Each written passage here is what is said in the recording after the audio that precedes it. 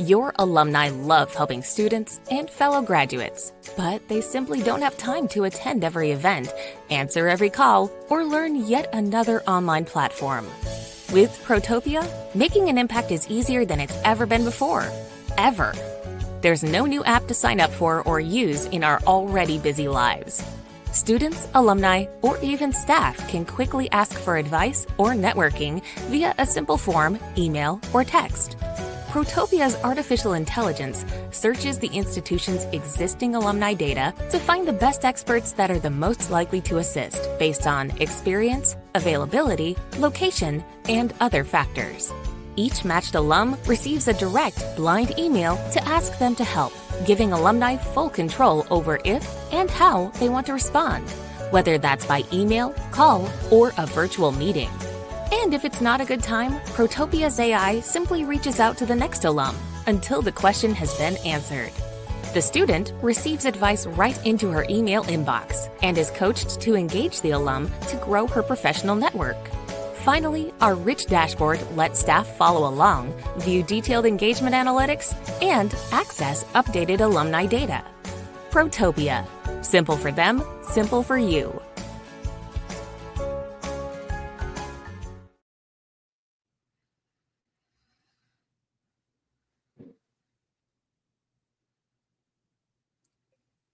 Hey everyone, and welcome. Thank you so much for listening to Alumless for Friday, November 22nd, 2024. This is the campaign wrap-up edition. I'm Ryan Catherwood, and I am joined by CMAC CEO Chris Marshall. Hey Chris, what's going on? Ryan, how are you? Good to see you. Yep, happy Friday again. Here we are on the show. We talk about constituent engagement strategies and education advancement. We are live today on LinkedIn and YouTube. Hard to believe we are quickly approaching Thanksgiving and, of course, the end of another semester. A lot has been learned this fall, for sure. Get your questions ready for Chris or myself, or, of course, our special guest, Lauren Villanueva from Syracuse University.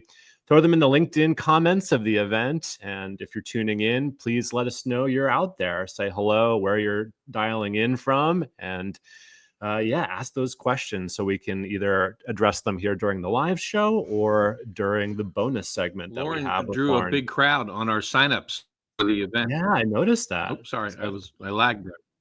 Yeah, it's a popular topic too, I think. I agree. I think it's all Lauren though, Dr. Villanueva, as we're going to call her. Awesome. Well, we will bring Lauren out in just a minute, and are grateful for Max and the team at Protopia for supporting the show. Chris, I wanted to sort of kick things off with a conversation about campaign engagement goals. It's definitely an area of our consulting practice that we touch upon regularly with lots of clients who are sort of thinking about, okay, how do we use our alumni strategies to benefit our campaign? How do we rally the troops around maybe not just the top few percentage of sort of major principal gift donors, but the whole philanthropic community? What does that pipeline look like? But maybe you can sort of kick things off with a conversation about the value of having engagement goals. Yeah, I mean, I feel pretty strongly about this topic. I spent, most of our listeners know that I was a collegiate coach in sport of swimming, and I measured everything to the 100th of a second. We had a scoreboard, so having a goal to shoot for, and I'm showing a delay in my lag or my internet. Am I coming through all right? I can hear you just fine, but I'm not sure what you're hearing. Keep going. Keep going. Yeah. Okay. I had the spinning circle of death, I think, as you call it, come up for a split second. Love there. So it's back. Love the spinny circle of death. Yeah. Anyway, so all the stuff in my DNA is built around data and having, something to measure and go for. And for me, this is when you put out a campaign goal and it's dollar only, and you say, we're going to raise 200 million, 500 million, $1 billion, 7 billion, these big numbers that we see. I believe that the average person cannot see themselves in that campaign goal. They might feel pride for the institution. They might feel good about the fact that their alma mater is going to raise that kind of money to support the initiatives and maintain the reputation of the place. But they can't see themselves, the average person, how they're going to play a role in it. So for me, this is having a campaign engagement goal that's public allows the average person to see themselves in it and can play a role in themselves being part of it and getting others to be a part of it in some meaningful way. And that's on the outside. On the inside, though, I think it's also a sign to our colleagues in the advancement world that we have some skin in the game. It's not just that we're, on for the ride to watch whether or not our fundraising colleagues can raise the money. We're going to play a role in helping get to a certain goal and be held accountable to it. So it's a skin in the game thing from an internal standpoint too. That's how I think of it. Both really good reasons to be focused on this topic, right? Rallying external community around engagement goals, building sort of a reason for being amongst the alumni team to sort of that may in the past may have otherwise felt separated from campaign goals.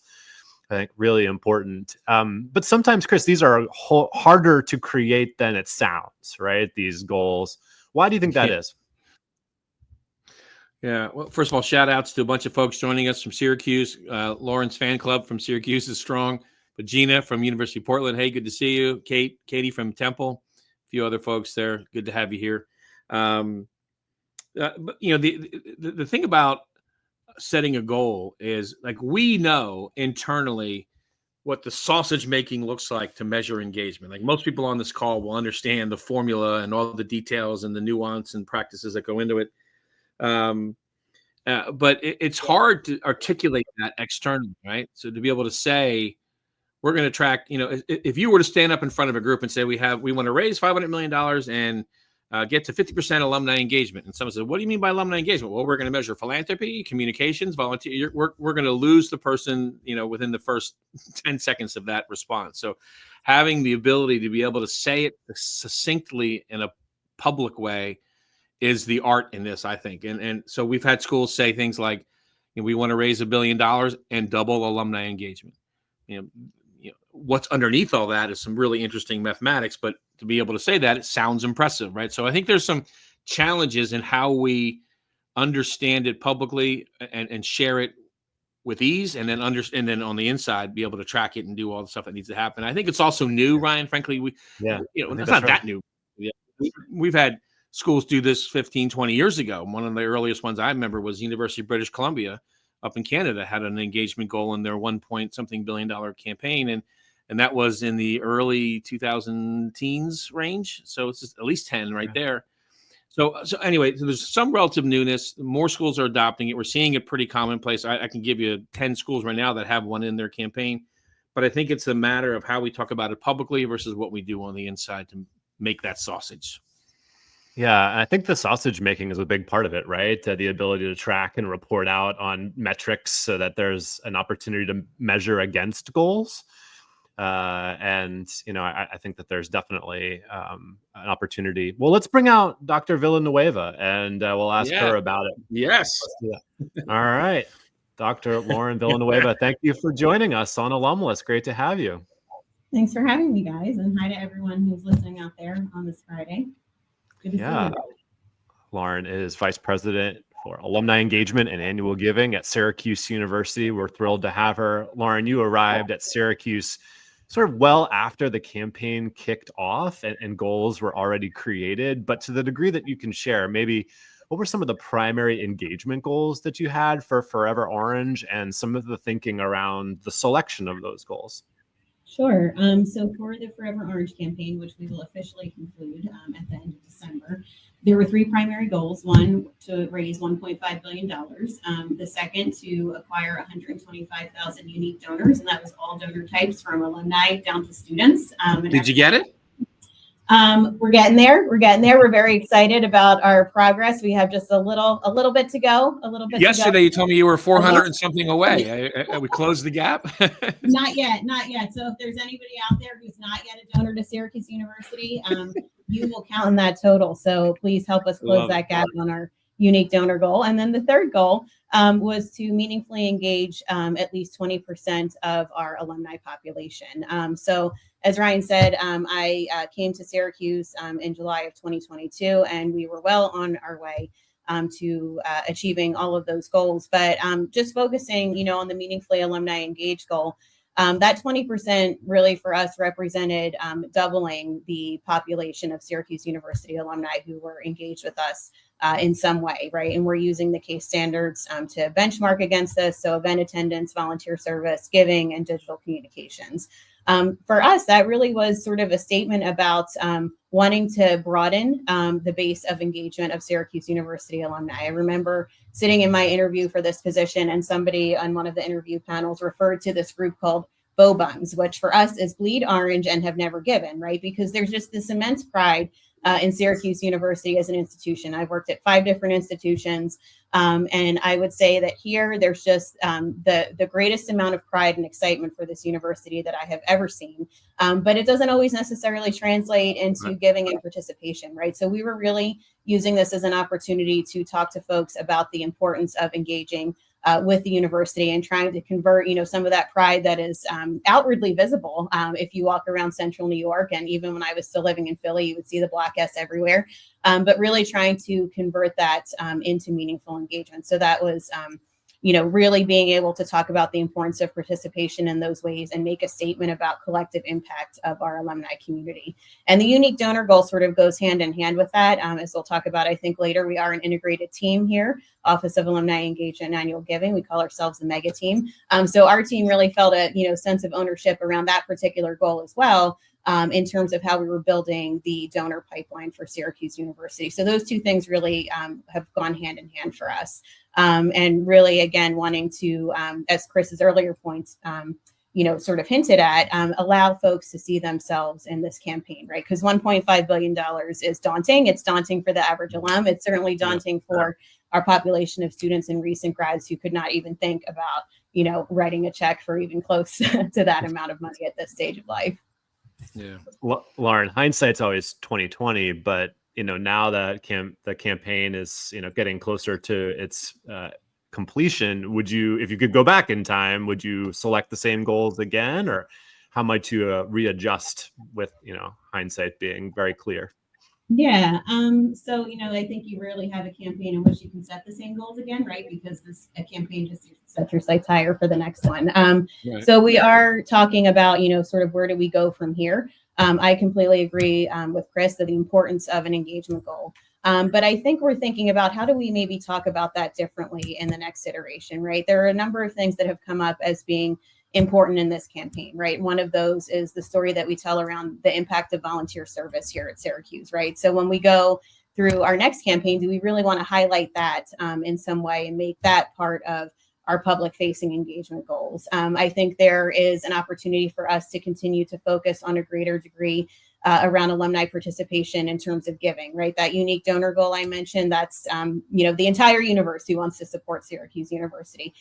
Can we make more of sort of a focused effort on increasing our alumni participation rate, right? Which, again, has been an area of focus for us, but I think we can be sort of more intentional about that. So I think we will always have an engagement goal of some sort when we go into our next campaign and whatever comes next. But I think maybe delving more specifically into some aspects of engagement that we deem as, important to deepening and not just broadening that base, right? Because with that 125,000 unique donor, 20% meaningfully engaged, there's a story to tell about sort of broad participation. But I think to make that sort of sustainable and meaningful over the long term, really looking at these things that deepen engagement, right? And we know volunteer service is correlated with later philanthropy. Yep. Alumni participation, alums are our permanent stakeholders, right? So really making a focused effort on some of those audiences, I think in a more intentional way, might be helpful moving forward, right? Or maybe we're thinking about the idea of we want an alum to be sort of the perfect alum, right? One of my colleagues used this term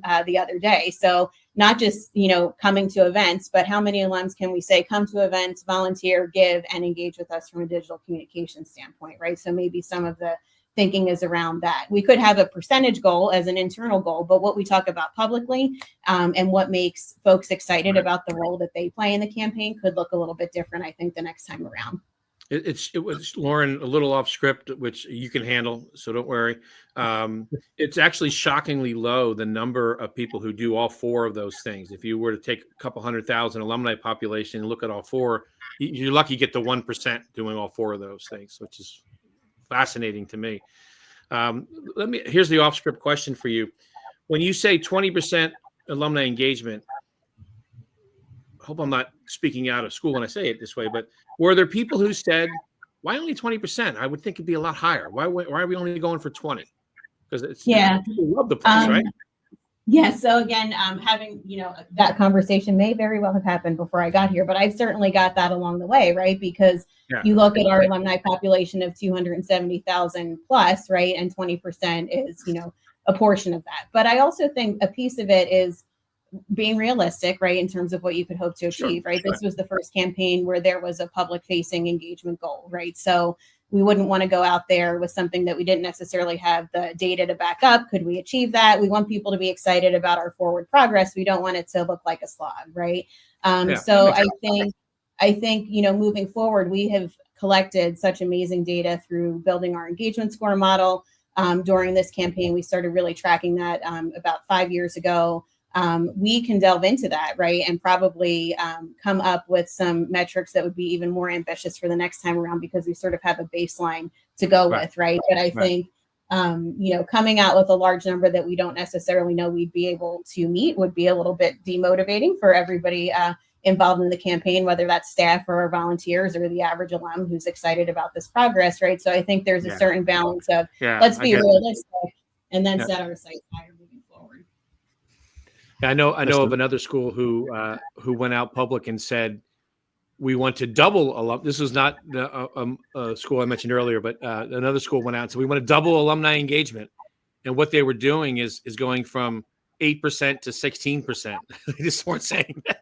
So, but the public version was a little easier to digest. Ryan, I'm sorry I jumped in on you, but go ahead. No, it's all good. I love the topic, and I feel like, there's maybe an outward facing goal around volunteerism, particularly. We talk about hours, or we talked about, the number of individuals, but I also think there's probably an internal engagement goal around maybe the number of unassigned donors that are involved in volunteer opportunities, or maybe even particular stakeholder groups like those that have made a gift but in the last 5 years, right? We want to increase the number of people that have made a gift, or the number of double degree holders. Right. There's some interesting other subgroups that maybe there's an opportunity for. But the behind the scenes stuff should be pretty robust, and I think there should be lots of dashboards and data we're looking at to track our progress. But the public version's got to be digestible in a very quick,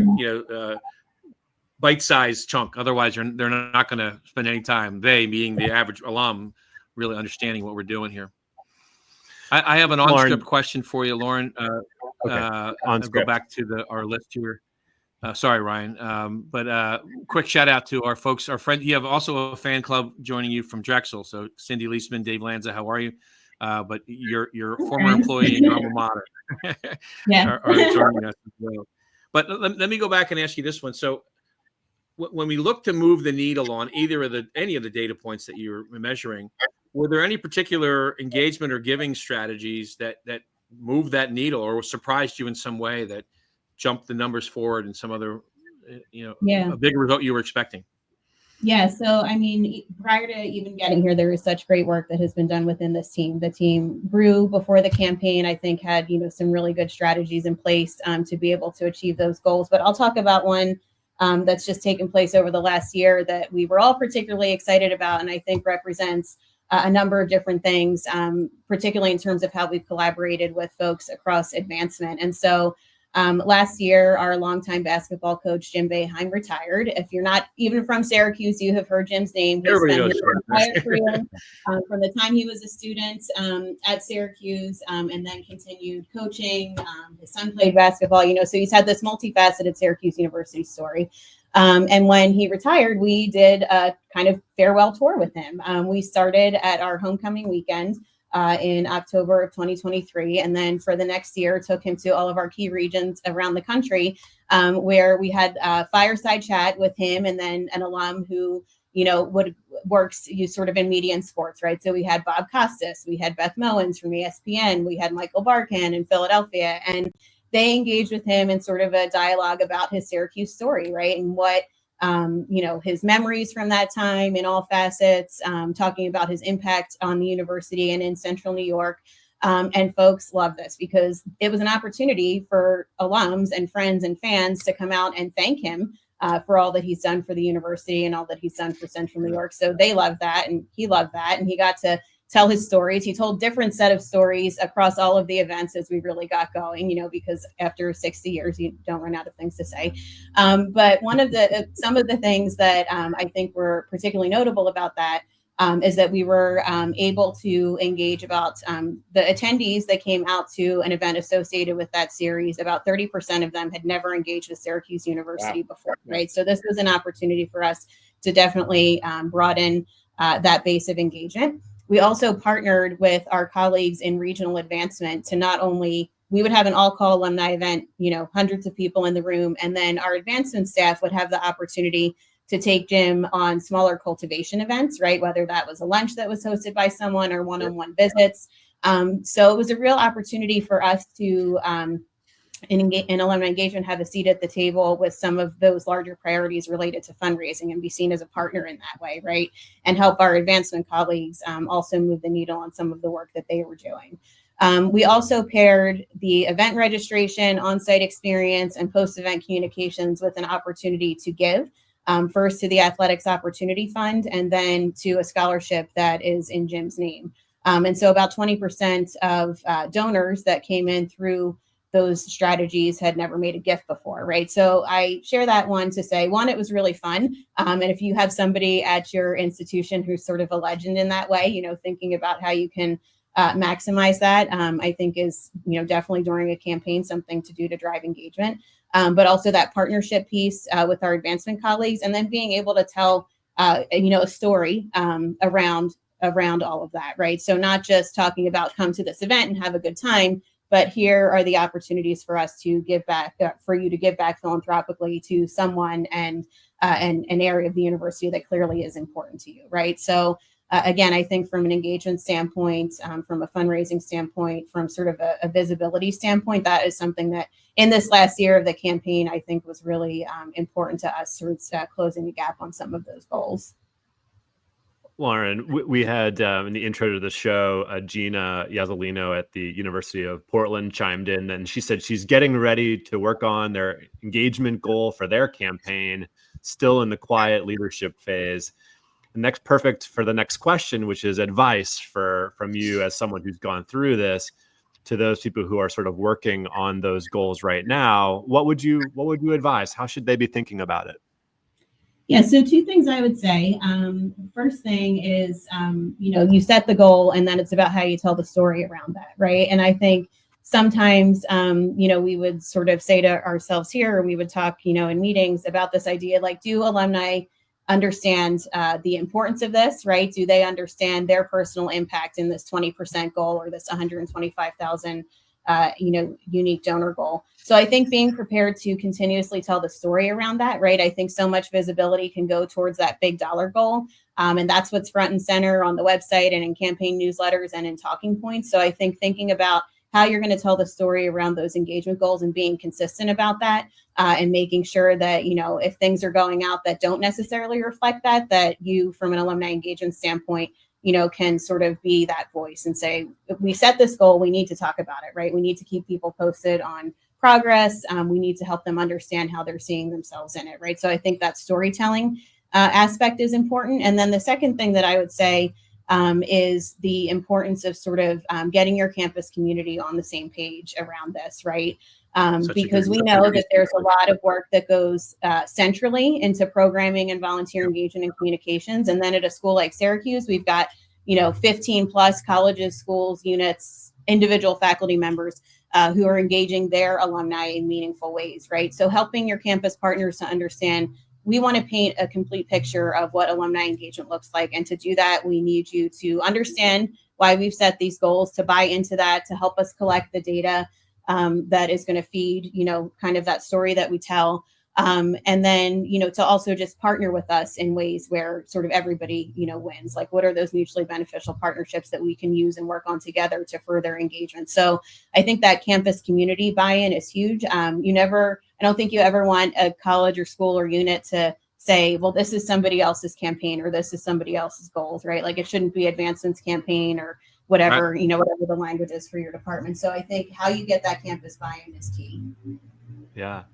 Well, you're nearly approaching sort of the finish line, right? And I have to imagine you're imagining the post-campaign era where, of course, you may be thinking about engagement differently and growing the pipeline differently. What change will you and your team be making as you put the campaign in the rearview mirror?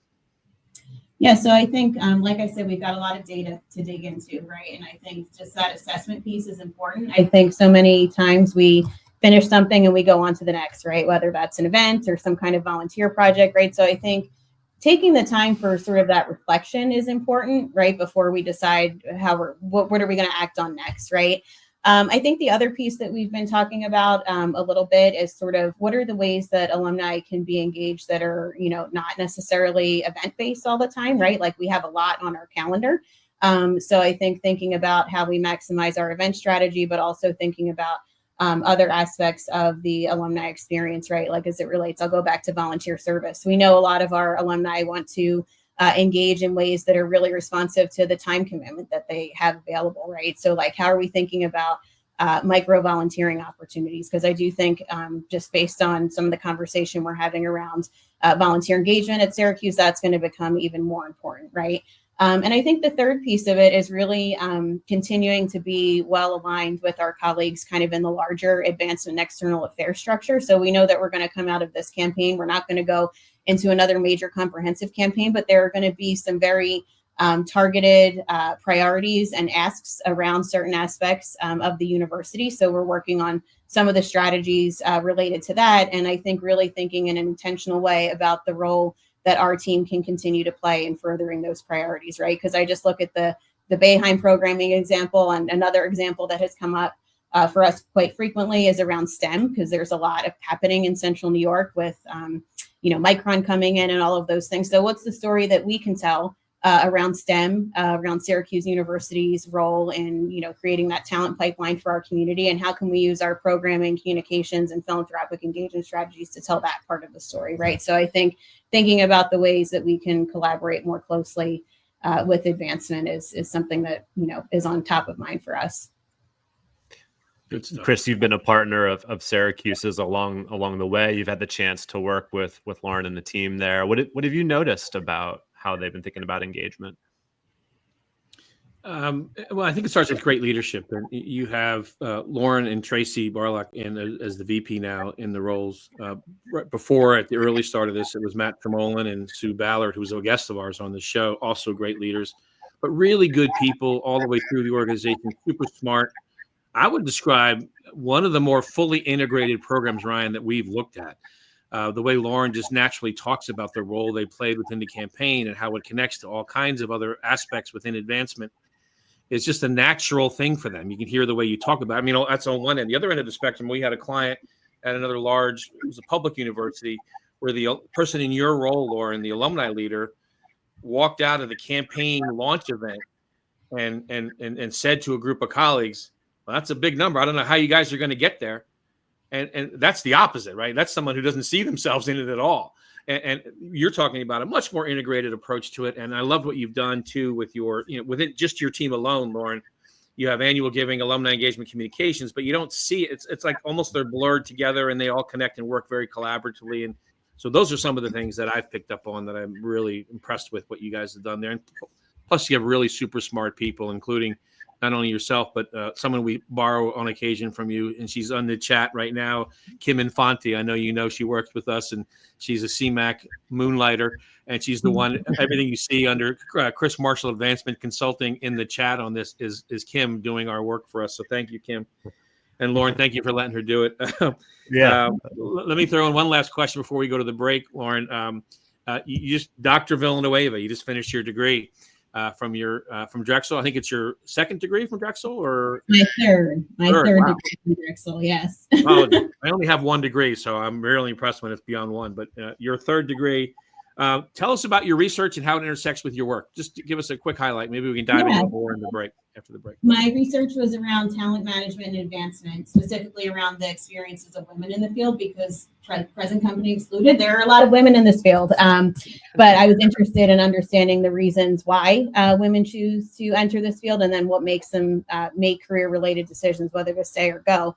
And so that interest in talent management really grew out of my interest in how people think about their career trajectory, and the sort of dissecting of what I found would probably take another hour, but just in the interest of, sort of leaving something for folks on the call to think about, what I really found in my research was this idea that people are happy to stay within the role that they have, right? Which I think is really important for us to understand as advancement professionals, because the last thing you want is high turnover, right? Because somebody leaves and you have to restart a program or reestablish relationships, right? But what folks are looking for is this idea that their institution or their leader or their manager is going to give them the flexibility to evolve their role over time, right? So I think what I think about a lot in the context of that is, how do we create, sort of flexible organizational structures, or sort of embed ongoing professional development or talent development conversations in the work that we're doing with our teams, so that they feel like this is a place that they can grow, so that they're inclined to sort of make a long-term commitment to the organization, and so that we as leaders can kind of help them get where it is that they would envision, their career is going, right? So that is the biggest thing I sort of took away from my research. It's something that I'm continuing to explore a little bit more with some other folks that have gone through the EDD or PhD journey. So I'm hoping to do a little bit more with that in the future. But I think it's important in the context of this conversation, because we know that with a campaign ending, a lot of people are thinking about what their next steps are, Sure. right? And so I think the more that we have sort of a talent strategy that's aligned with wanting to sort of keep people, within the organization, but allow them to grow, that is an important part of thinking about what does life look like, during and post campaign. Yeah, great points. Awesome. Well, thank you, Lauren. And we're going to wrap up our live stream here for our friends joining us on the podcast version. We'll be back after the break, just a quick second. So for those of you who are watching us live, Chris, we'll be back in 2 weeks. Who are we going to be featuring? He's our next guest. And you'll be happy to know, Lauren, that we've had more women as Alumless guests than we've had men. We track lots of this stuff, and we look at data all the time. And we have great guests. And the next one is another woman, Amy Lehman from Franklin and Marshall College. And they have had a really interesting 3-year journey on a project to what I would describe as institutionalize alumni engagement. Make it everyone's job across the college to engage alumni meaningfully in the life of the college. And they've had some really interesting process and some results. And we'll talk about that in the next episode. Awesome. All right, Amy Lehman, in 2 weeks' time, stick with us or pick up the podcast edition if you're not watching us live, and we'll see you in 2 weeks. Thanks so much. Thank you. Thank you, Lauren. Thank you, guys. Thanks, everyone.